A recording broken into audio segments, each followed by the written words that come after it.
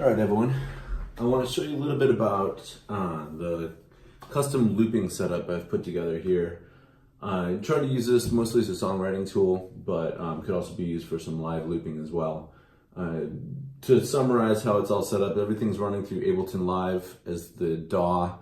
It's built around a Touch OSC interface that talks through ClyphX Pro, a scripting language that allows me to do a lot of shortcuts in live. I then use Complete Control to control the Native Instruments suite of software, a Track 16 for my audio interface, a Launchpad Pro for triggering drum pads and various other shortcuts. There's an electronic drum kit back in the corner. I have an acoustic guitar station in the back corner. I have a constantly plugged in bass guitar on the left here, and on the right there's also an electric guitar. They're all just automatically routed to certain inputs. The whole goal of this was to make things really fun and creative and not have to really mess with the mouse very often. So basically I tried to build all these shortcuts into this Touch OSC interface that would make things really easy in live, so I don't have to really interface with the mouse very often. So to start that off, let's just say, for example, I want to do something simple, and I'll just give a very basic loop here that will kind of give you an idea how this works. I have a page full of guitar bass presets. So the first thing I might want to do is say, I'm going to start with a bass line. So I'm going to start with this setup. Now I could have multiple different types, like these guitars up here. My basses are on the bottom. And it automatically loads up the track with a bunch of plugins that I tend to like to use, like for example a tuner, so I can tune up my bass a little bit. It also runs to an S Gear, which is a Slate Digital Everything Bundle plugin, and then I've got my bass. Now I can run, I'm running program change messages by sending MIDI through a loopback device to this device. So I hit this over, we can try different changes. So I'll just do something really, really simple. So down to the master controls. The idea is that there's 4 scenes, A, B, C, D, and these are the number of bars across top: 2 bar, 4 bar, 8 bar, 10 bar, 12, 16. And then I could do time signature, metronome on and off, a tap, tempo, and then this is like my fixed length recording button. I can also quantize, I can undo, play, stop, and session record. So in this case, I'll do something really simple. Let's say like a 2 bar bass loop, which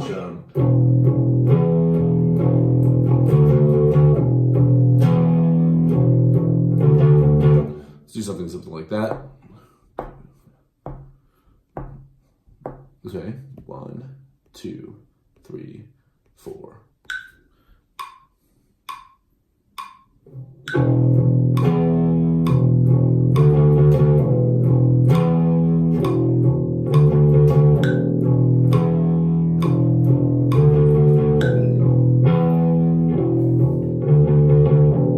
Now that's going, you can just pick something else. And then go over to guitar, hit S Gear,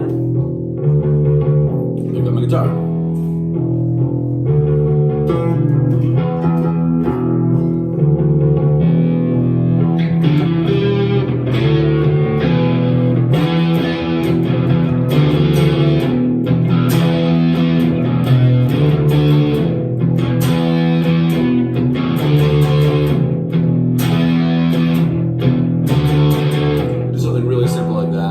So I'm still doing 2 bar loop, so I can either stop it, which I like to do, and do the count in, that way I don't have to worry about it, or I can even hit loop, and as soon as it hits a loop, it'll start recording, but I prefer this way. 2.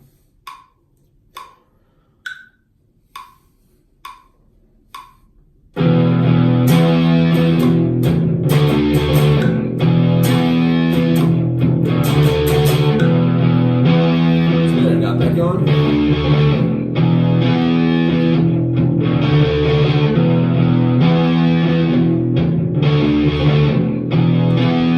Say I want to add, I'll stop this for the purposes of the video. Say I want to add some drums. I like this Drum Lab plugin, which I normally can play through the keyboard here.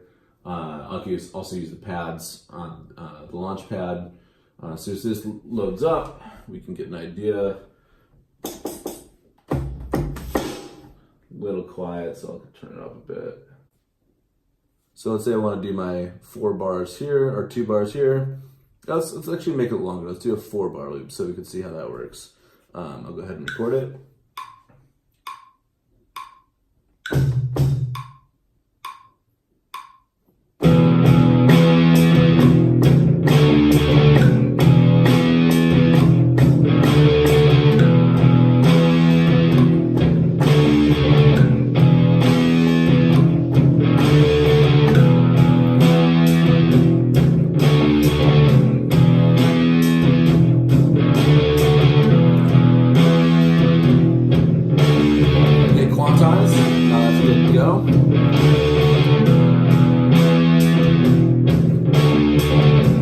So let's say I now want to put live or the electronic kit over there, hit a button, everything loads.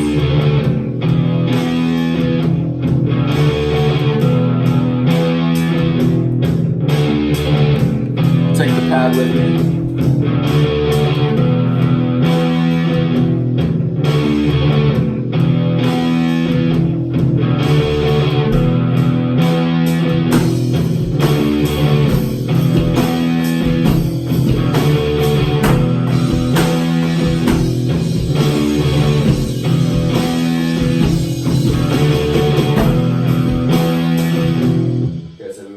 That for 4 bars.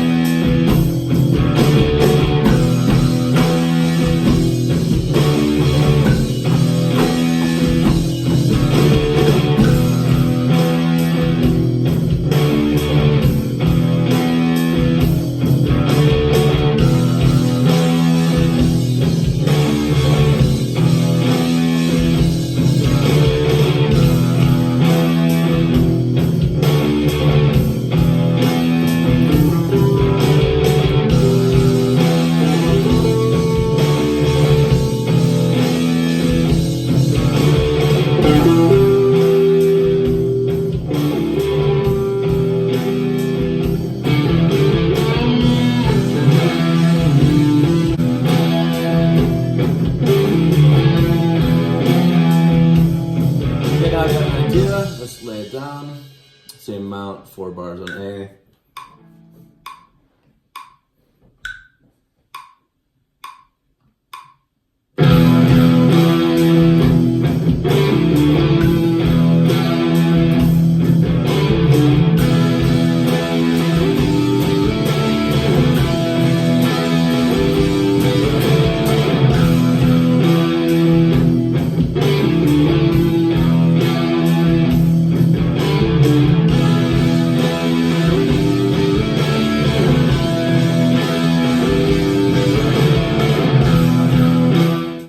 So now, if you want to do more than just a single part, that's also possible. So this is just the A scene now. But if you wanted to do a B scene, you could. So let's say we take this all the way back. I'm going to solo out that first track back to here. So with this track selected, yeah, think of what the next part would be. So say we want to do something like that. This will be another 2 bar. 2, 4, 1, 2, 3, 4.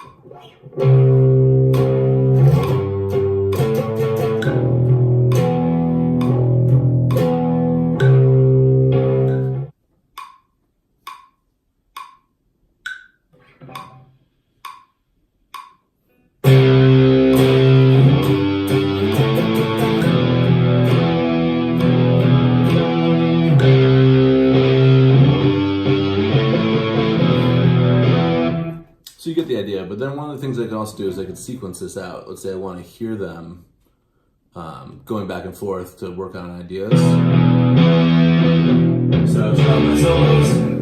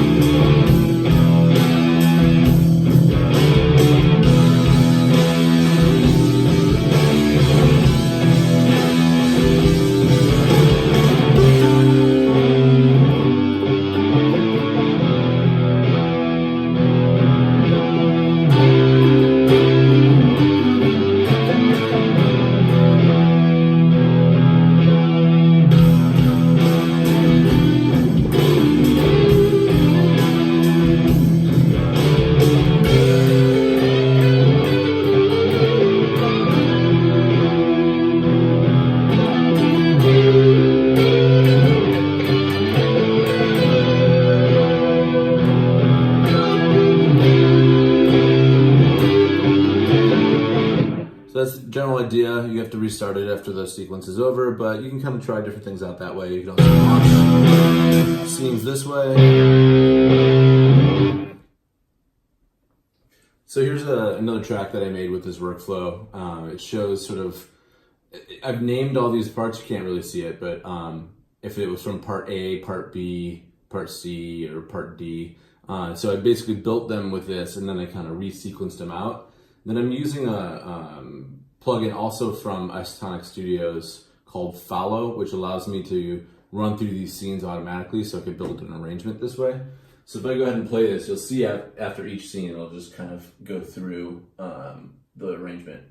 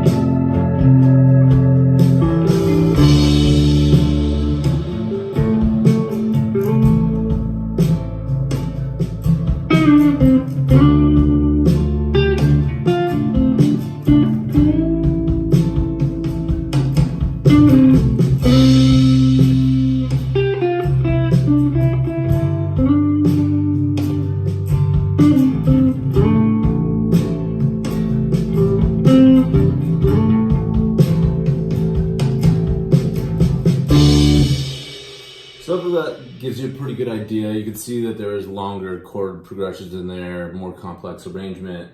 So this thing isn't really limited. Like that example I gave was relatively simple, but you could do kind of whatever you want with it. It's just meant to keep it super fun and creative, and it's been a blast to use so far. So I just want to thank a few people. Number one, all the people on YouTube that put their tutorials out there. That's one of the reasons I wanted to make this. It's because I learned a lot from the way other people have approached their live looping. On top of that, the guy who made ClyphX Pro, his name is Stray on the forums, has answered a ton of questions for me throughout the process. So again, thanks to everyone. Hopefully this is helpful for you all. All right.